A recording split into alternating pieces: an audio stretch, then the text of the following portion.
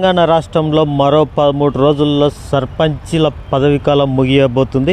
ఈ నేపథ్యంలో సర్పంచ్ల పూర్వం కూడా మాకు మరింత గడువు కావాలని కూడా గత 15 రోజుల క్రితం కూడా సీఎం రేవంత్ రెడ్డికి వినతి పత్రం ఇవ్వడం జరిగింది. సర్పంచ్ ఉన్నారు, ఆయనను అడిగి మరిన్ని విషయాలు తెలుసుకుందాం. అన్న చెప్పండి, సర్పంచ్ల పూర్వం కూడా మాకు మరింత గడువు కావాలని కూడా గత కొన్ని రోజులుగా సీఎం రేవంత్ రెడ్డికి కూడా వాళ్ళ పదవీకాలం పొడిగించేందుకు వినతి పత్రాలు ఇచ్చారు. ఈ నేపథ్యంలో మీకు ఎలాంటి సమస్యలు ఉన్నాయి, మీకు ఇంకా గడువు ఎంతకాలం కావాలి? నా పేరు వెంకన్న, పెద్దదరపల్లి హన్వాడ మండల్ పెద్దదరపల్లి గ్రామ సర్పంచ్. ఈరోజు గతంలో అంటే మేము అధికారంలోకి వచ్చిన తర్వాత సర్పంచ్ల ఎన్నికైన తర్వాత మాకు మొట్టమొదటిగా గౌరవ కేసీఆర్ గారు చెక్ పవర్ విషయంలో దాదాపు 8 మాసాలు లేట్ చేసిండు. 8 మాసాల తర్వాత 8 మాసాల వరకు మేమంతా కూడా కేవలం ప్రమాణ స్వీకారం చేసి చెక్ పవర్ లేని సర్పంచ్గా 8 నెలలు ఉండాల్సి వచ్చింది. ఆ తర్వాత మాకు ఒక 2 సంవత్సరాలు ఈ కరోనా కాలం ఏదైతే ఉందో అది కూడా ఏమైందంటే దాదాపు అటు ఇటు 2 సంవత్సరాలు 8 నెలల కాలం బూకపోయినట్టే అయింది. సో ఈ సందర్భంగా మేము ఈరోజు కేసీఆర్ అధికారంలోకి వచ్చిన తర్వాత చెక్ పవర్ అనేది ఎవరైనా ప్రమాణ స్వీకారం చేసిన తర్వాత వెంటనే చెక్ పవర్ ఇవ్వడం వల్ల మాకు 8 నెలలు కలిసి వచ్చేదనమాట.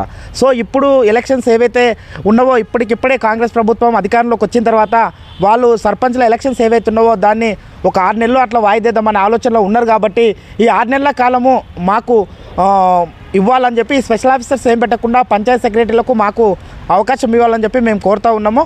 అదేవిధంగా ఏంటంటే ఈరోజు ఊళ్ళల్లో గ్రామాలలో చాలా రకాలుగా ఈ గత 5 ఏళ్ల కాలంలో గతంతో పోల్చుకుంటే సర్పంచులు మొత్తం కూడా ఏంటంటే చాలా రకాలుగా ఇబ్బందులు ఎదుర్కొన్నారు. ఎలాంటి ఇబ్బందులు అంటే ఈరోజు గ్రామ పంచాయతీలకు ఇచ్చే నిధులు ఏవైతుంటావో ఆ నిధులు పెట్టే మేము ట్రాక్టర్లు కొనాలి, ఆ నిధులు పెట్టే మేము గ్రామ పంచాయతీ వర్కర్లకు జీతాలు ఇవ్వాలి, ఆ నిధులు పెట్టే కరెంటు బిల్లులు కట్టాలి. మాకు ఇచ్చే డబ్బులు ఏవైతున్నావో మమ్మల్ని కేవలం డెవలప్మెంట్ విషయం కంటే కూడా మేము మాకు ఇచ్చే డబ్బులు ఏవైతున్నావో అవి అన్నిటికీ ఎట్లా ఖర్చు పెట్టాలో వాళ్ళే డిసైడ్ చేసి పంపించారు. అంటే అట్లా మేము ఇబ్బందులు ఎదుర్కోవాల్సి వచ్చింది. అయితే గత కొంతకాలం కూడా సమస్యలు చాలా బిల్లులు కూడా అలాగే పెండింగ్ ఉన్నాయండి. అయితే ఇప్పుడు కొత్త ప్రభుత్వం ఆ బిల్లు పెండింగ్లు ఏమన్నా మీరు విత్డ్రా చేసే కార్యక్రమాలు చేపట్టారా? ఇప్పుడు మేము కొత్త ప్రభుత్వం వచ్చిన తర్వాత మాకు ఏంటంటే గతంలో ఈ బీజేపీ ప్రభుత్వం అంటే కేంద్రంలో ఉన్న ప్రభుత్వం ఏదైతే నరేంద్ర మోడీ గారి ప్రభుత్వం ఏదైతుందో వాళ్ళకి ఈ రాష్ట్ర ప్రభుత్వానికి కేంద్రానికి సర్పంచులు ఒక సపరేటు అంటే ఊళ్ళో ఏ పార్టీ సింబల్కి సంబంధం లేకుండా గెలిచే వాళ్ళు సర్పంచులు.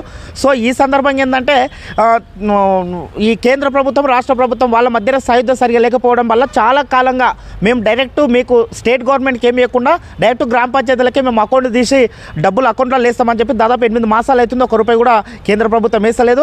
వాళ్ళిద్దరి మధ్య రాజకీయంగా వైరం ఏదైతుందో అది సర్పంచుల మీద రుద్దే ప్రయత్నం చేసిండ్రు. సో ఇప్పుడు కూడా మాకు ప్రతి గ్రామ పంచాయతీ స్టేట్ వ్యాప్తంగా 12,000 పైన గ్రామ పంచాయతీలు, మన జిల్లాలో కూడా మన మామనారు సపరేట్ జిల్లాలో కూడా 400కు పైగా గ్రామ పంచాయతీలు ఉన్నాయి. ఒక్కొక్క సర్పంచ్కి దాదాపు 5 లక్షల నుంచి పైచిల్కు నాకు నా గ్రామ పంచాయతీలో నాకే 12.5 లక్షల రూపాయలు రావాలి. ఇంకో 2-3 లక్షలు రికార్డ్ చేసుకోవాల్సి ఉంది. అంటే నాకు ఒక్కరికి 15 లక్షల వరకు బిల్లులు రావాల్సి ఉంది.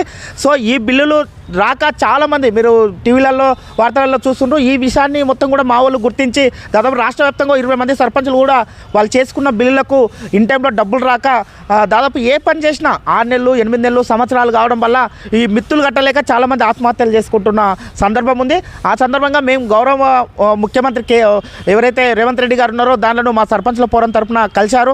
అదేవిధంగా ఈ మధ్యకాలము మన జేఏసీ కోదండరామ్ సార్ని కానీ ప్లస్ అదేవిధంగా మల్లురవి గారు కూడా మా స్టేట్ లెవెల్లో ఒక రౌండ్ టేబుల్ సమావేశం ఏర్పాటు చేస్తే వాళ్ళు కూడా వచ్చి చెప్పారు తప్పకుండా మీకు ఏదైతే స్పెషల్ ఆఫీసర్స్ ప్లేస్లో మీ సర్పంచులని అవకాశం ఇస్తామో మీ సర్పంచుల బాధలు మాకు చాలా పర్ఫెక్ట్గా తెలుసు, మా రేవంత్ రెడ్డి ముఖ్యమంత్రి గారు కూడా పర్ఫెక్ట్గా తెలుసు, మేము తప్పకుండా మీకు స్పెషల్ ఆఫీసర్స్ ఏం పెట్టకుండా మీకే అవకాశం కల్పిస్తామని కూడా మల్లురవి గారు కానీ కోదండరామ్ గారు కూడా మన ఎవరైతే రేవంత్ రెడ్డి గారు ముఖ్యమంత్రి గారితో నేను మాట్లాడి మేము డిసైడ్ చేసి మీకు తప్పకుండా అవకాశం కల్పిస్తామని కూడా చెప్పి మాట ఇవ్వడం జరిగింది. అయితే గత 5 ఏళ్లలో మీ పదవీ కాలంలో ఎలాంటి అభివృద్ధి మీ గ్రామంలో చేశారు?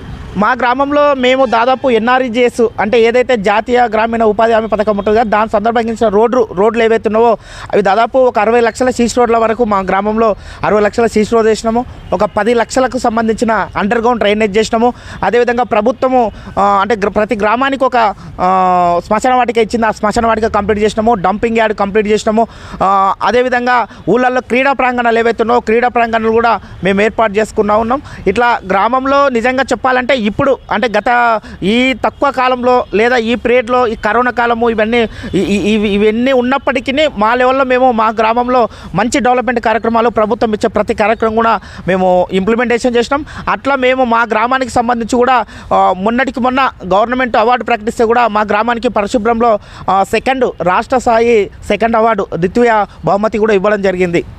అయితే మొత్తానికి ప్రభుత్వంగాన మరో 6 నెలలు ఎక్స్టెన్షన్ చేసినట్లయితే పదవీకాలము మీకు స్పెషల్ ఆఫీసర్ బెస్ట్ అంటారా, మీకే చెక్ పవర్ ఇవ్వడం ఉత్తమం అంటారా? ఇప్పుడు మాకు ఏముంటుంది సార్ అంటే ఇప్పుడు మేము చేసే పనులు ఏవైతున్నావో మేము కొన్ని గోల్స్ పెట్టుకుంటాం. ఏ సర్పంచ్ అయినా, ఏ ముఖ్యమంత్రి అయినా, ఎమ్మెల్యే అయినా సరే ఇది ఇలా ఉండాలి అని చెప్పి ఒక డిసైడ్ చేసుకుంటారు. సో డిసైడ్ చేసుకొని ఒక పద్ధతి ఎజెండా మనకంటూ ఒక సపరేట్ ఎజెండా నిరూపించుకొని మన గ్రామం పైన మనకే ఎక్కువ పట్టుంటుంది. సో స్పెషల్ ఆఫీసర్స్ అంటే ఎలక్షన్ జరగని ఏర్పాటు చేయలేని పక్షంలో 6 నెలలు ఎక్స్టెన్షన్ చేసిన సమయంలో వాళ్లకు అధికారం ఇచ్చినప్పటికీ వాళ్ళొక ఆఫీసర్స్ మాత్రమే.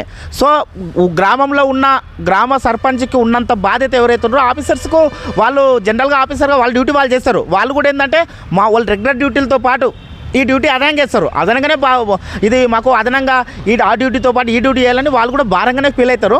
సో ఈ సందర్భంగా మాకు ఇవ్వడం వల్ల ఏంటంటే మాకంటూ ఒక బాధ్యత, ఇంకా మేము కొన్ని మిగిలిపోయిన పనులు ఏవైతున్నావో ఆ పనులు కూడా చేసుకోవడానికి అవకాశం ఉంది. అట్లా మాకు ఇవ్వడం వల్ల ఆఫీసర్స్ కూడా వాళ్ళకి ఇవ్వడమే కరెక్ట్లే అనే ఫీలింగ్లో కూడా ఉంటారు. కాబట్టి ముఖ్యమంత్రి గారు అట్లాంటి ఆలోచన చేసి మాకే అవకాశం ఇవ్వాలని చెప్పి మేము కోరుతా ఉన్నాం. అయితే మొత్తానికి కాంగ్రెస్ ప్రభుత్వం తెలంగాణ రాష్ట్రంలో ఏర్పడిన తర్వాత మీరు మీ వ్యక్తిగతంగా ఈ కాంగ్రెస్ ప్రభుత్వాన్ని ఏం కోరబోతున్నారు? మేము ఏం కోరబోతున్నామంటే ఇప్పుడు రేవంత్ రెడ్డి గారు ఒకటే, నాకు రాష్ట్రంలో ఉన్న సమస్యలన్నీ బాగా తెలుసు. సర్పంచులు కూడా చాలా ఇబ్బందుల్లో ఉన్నారు. సర్పంచులు కూడా నిజంగా చెప్పాలంటే ఈ కేంద్ర ప్రభుత్వం రాష్ట్ర ప్రభుత్వాల మధ్య సమన్వయం సరిగా లేకపోవడం వల్ల సర్పంచులు నలిగిపోతూ ఉన్నారు. మీ సమస్యలన్నీ మాకు తెలుసు. రాష్ట్రంలో 20 మంది వరకు సర్పంచులు చనిపోయినారు, అది కూడా నాకు తెలుసు. సో నాకు కూడా సమస్యలు తెలిసిన వాడిగా తప్పకుండా ఏ వర్గం కూడా, అది సర్పంచులు కావచ్చు, మిగతా ఏ వర్గమైనా సరే ఇబ్బంది పడొద్దు. అందరినీ నేను తప్పకుండా న్యాయం చేస్తాను, నన్ను గెలిపించండి, తప్పకుండా మేము అధికారంలోకి వస్తే తప్పకుండా మిమ్మల్ని ఆదుకుంటామని చెప్పారు. సో దానికి సంబంధించి మేమేమంటున్నామంటే ఈ 6 నెలల కాలం ఏదైతే ఉందో మీరు స్పెషల్ ఆఫీసర్స్కు బదులు మాకు అవకాశం ఇవ్వండి.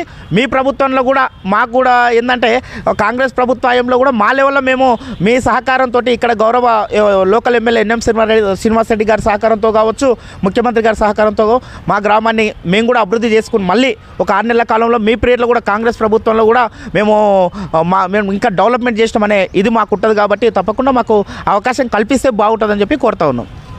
అయితే మొత్తంగా తెలంగాణ రాష్ట్రంలో కాంగ్రెస్ ప్రభుత్వం ఏర్పడిన తర్వాత మరో 6 నెలలు ఎక్స్టెన్షన్ అయ్యే అభిప్రాయాలు కూడా తీవ్రంగా వ్యక్తమవుతున్నాయి. ఈ నేపథ్యంలో కూడా స్పెషల్ ఆఫీసర్లు నియమించే బదులు మాకే ఆ చెక్ పవర్ ఇచ్చి మాకు మరింత గ్రామాన్ని అభివృద్ధి చేసుకునే అవకాశం కూడా మాకు కల్పించండి అంటూ వేడుకుంటా ఉన్నారు. కెమెరామెన్ శ్రీనుతో గోపాల్, M6 మహబూబ్ నగర్.